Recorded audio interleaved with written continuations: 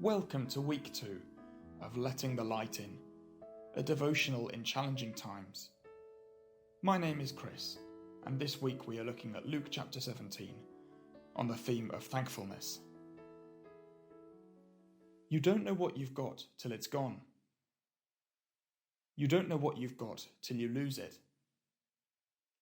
I expect at least one of those statements has put a song in your head. Various musicians have penned those words because they reflect something important about how we think. We often only realize how valuable something was in retrospect. I expect this is true of what many of us are feeling at the moment while in self-isolation. So many sociable hobbies are not possible, from sports clubs to choirs. We suddenly miss the simplicity of meeting a friend at a coffee shop. Many of us aren't very good at verbalizing our thankfulness for what we have. If someone asked you to retell a narrative about leprosy in the Bible, perhaps your mind would jump to the account of Jesus healing the 10 men affected by leprosy in Luke's Gospel. I would suggest that this passage has very little to do with leprosy. It has much more to do with faith and thankfulness. This account occurs when Jesus has set his face towards Jerusalem, where he knows he will be crucified. As he makes his way there with his disciples, he teaches them. On his way into a village, Jesus meets 10 men with leprosy who stand at a distance and call out in a loud voice, "Jesus, Master, have pity on us." Jesus tells them to go, show yourselves to the priests. And as they go, they are cured of their leprosy. In the Old Testament law, people affected by leprosy who no longer had visible symptoms would go to the priest to be examined and pronounced clean. This was important for the individual to be able to re-enter society among God's people. Strikingly, in this narrative, Jesus tells the 10 men to go to the priest while they are still visibly affected by leprosy. All 10 men show a measure of faith in Jesus. They call Jesus Master, recognizing his authority over their leprosy. They show their faith through obedience to his command to show themselves to the priests, and as a result, they are cured on their way. Up to now, the 10 men have acted as one. But now, one of the men does 4 things differently. Firstly, he turns back. It may be that in his excitement he returns to Jesus before he gets to the priest. Secondly, he praises God in a loud voice. He clearly isn't embarrassed to do this in public. He is so overwhelmed to have been cured that praise flows out of him. Thirdly, he falls down at Jesus' feet. This is astounding to think of a Samaritan throwing himself at the feet of Jesus, a Jew who in normal circumstances would have been his enemy. But it seems Jesus is not just a Jew to him, because falling at Jesus' feet is most likely an act of worship. The Greek phrase, fell down, is used in the New Testament followed by worship in some key places. For example, the Magi fall down and worship the baby Jesus when they meet him.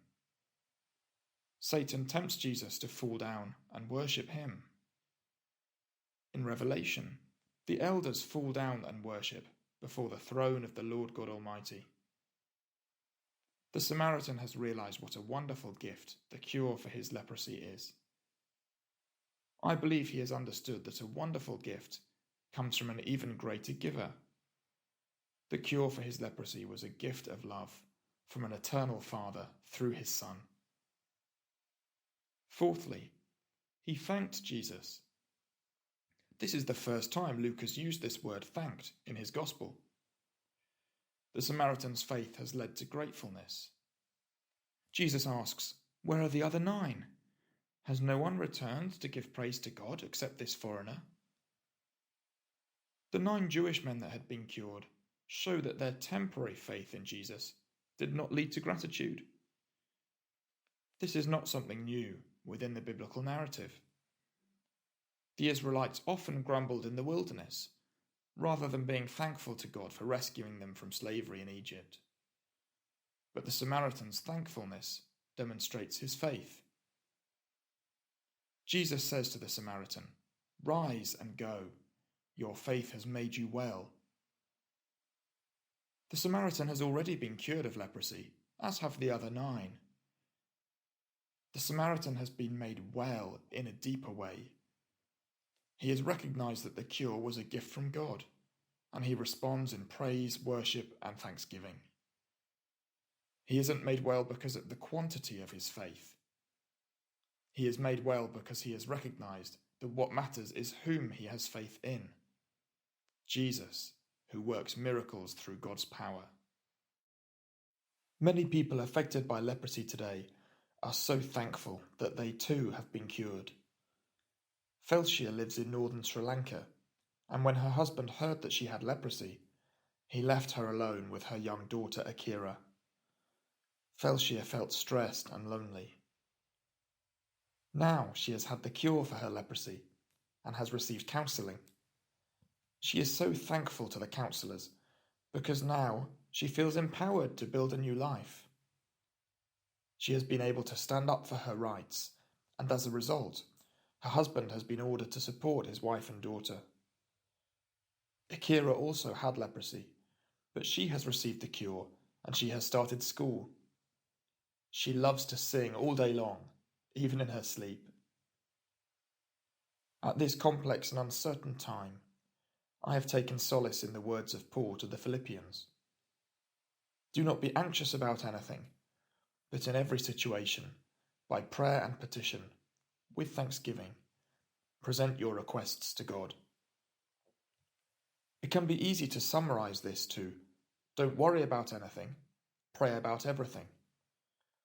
But this loses that key little phrase, with thanksgiving.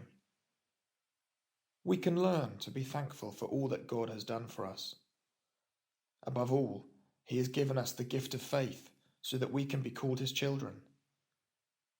Why not keep a diary at the end of each day for things you can be thankful for? It might be the arrival of a food delivery or hearing the voice of a friend over the phone. Whatever it is for each of us, let's choose to be thankful. Let the peace of Christ rule in your hearts, since as members of one body you are called to peace, and be thankful.